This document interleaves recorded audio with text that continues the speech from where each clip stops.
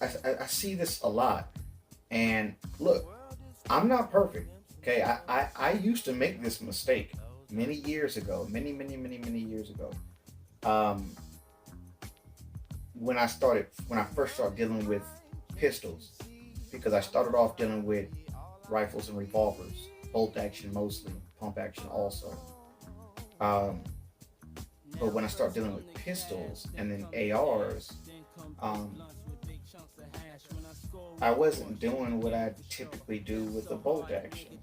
So here's what I see wrong in videos, and I don't want any of you guys that are new or intermediate or whatever to make this mistake.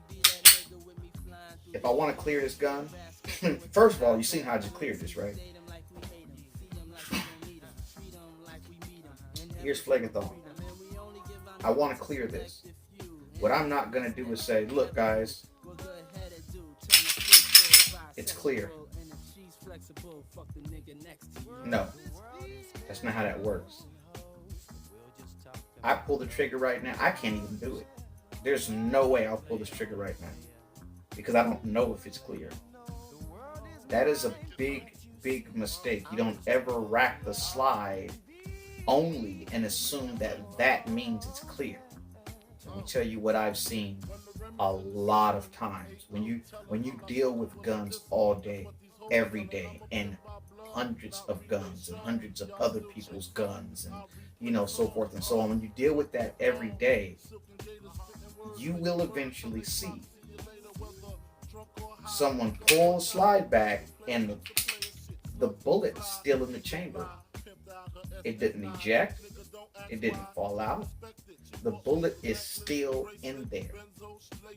So you're doing that as if that means it's clear. Pull the trigger, boom, it goes off. When you clear the chamber, you lock it to the rear. You look visually, and I look for 3 seconds. So I'll look 1, 2, 3, and then I'll watch it as I close it. I will make sure I watch as this thing closes. Now, that's not overkill. Don't think that. You think that and you will have a negligent discharge. I've never had a negligent discharge, ever. And there are people who've dealt with guns just as long as me. There are people who dealt with guns longer than me.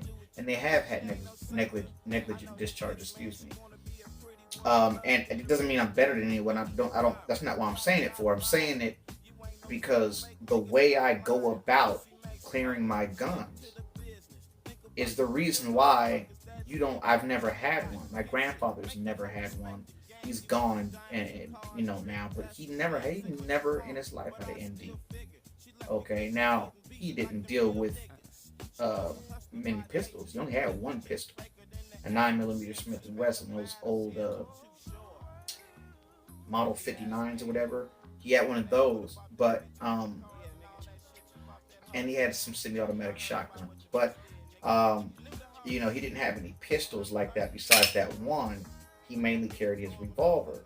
But when you clearing it, he would look at it, look in that hole, make sure there's not a round in there, and when you let it go home, you watch it go home. That's how you clear it. Now, some people will even go as far as lock it to the rear, look in there, take your finger, and physically make sure, and then let it go home. That's also a great way. I used to do that all the time. Just, now I'll look at it and let it slowly close home. And, I've never had a problem. That's how you want to do that.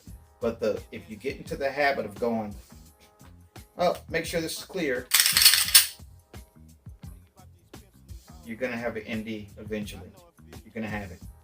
For the guys that say, well, I don't clean my Glocks.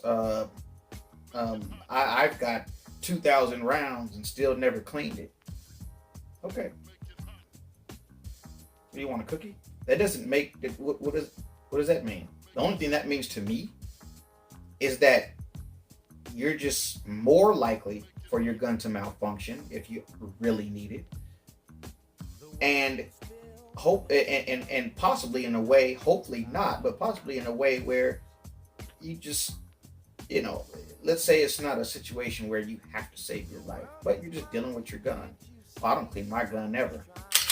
It's empty. Boom. As soon as you pull the trigger, because it's so dirty, right? That right in there, you got your feeding ramps dirty. The bullet doesn't want to kick back out because the gunk is literally holding it in. The dirt around up in there is compacting and holding it in, and it doesn't want to kick out. Okay, and so you have a bullet still in there.